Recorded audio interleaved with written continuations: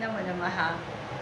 विद्यार्थी मित्र हो, आषाढ महिन्याचा पहिला दिवस अर्थात आषाढस्य प्रथमे दिने हे शब्द उच्चारताच एका अत्यंत कवी श्रेष्ठाची आठवण होते आणि अर्थात ते म्हणजे महाकवी कुलगुरू कवी कालिदास, संस्कृतचे सर्वश्रेष्ठ कवी. काय बरं आहे या दिनाचा विशेष?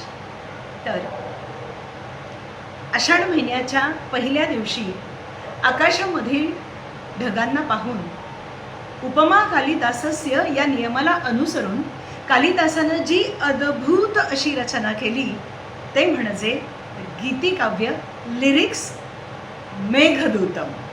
आणि म्हणूनच हा दिवस कालिदास दिन म्हणून संपूर्ण भारतात अपूर्व अशा उल्हासात संपन्न होतो. या कवीची महती गाताना श्लोक असा रचलेला आहे आणि तो किती अर्थपूर्ण आहे पहा. पुरा कवीनाम गणना प्रसंगे कनिष्ठिका अधिष्ठित कालिदासः अद्यापि तत्तुल्यः कवेः अभावात अनामिका सार्थवती बभूव. याचा अर्थ पूर्वीच्या काळी कवींची गणना करताना, कवींची मोजणी करताना कालिदासाला सर्वात शेवटचं म्हणजे कनिष्ठिकेचं स्थान देण्यात आलं.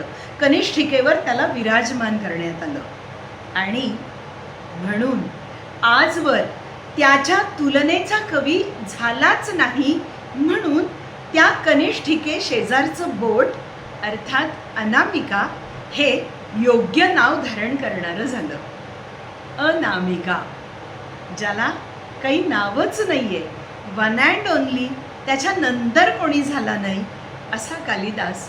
म्हणूनच संपूर्ण विश्वात आपल्या साहित्यानं नावलौकिक मिळवणारा झाला. खरोखर या कविश्रेष्ठाला अत्यंत वेगळ्या काव्यप्रतिभेनं जनमानसात आपल्या साहित्यानं अजरामर ठरलेल्या श्री कालिदासाला माझे शतशः नमन.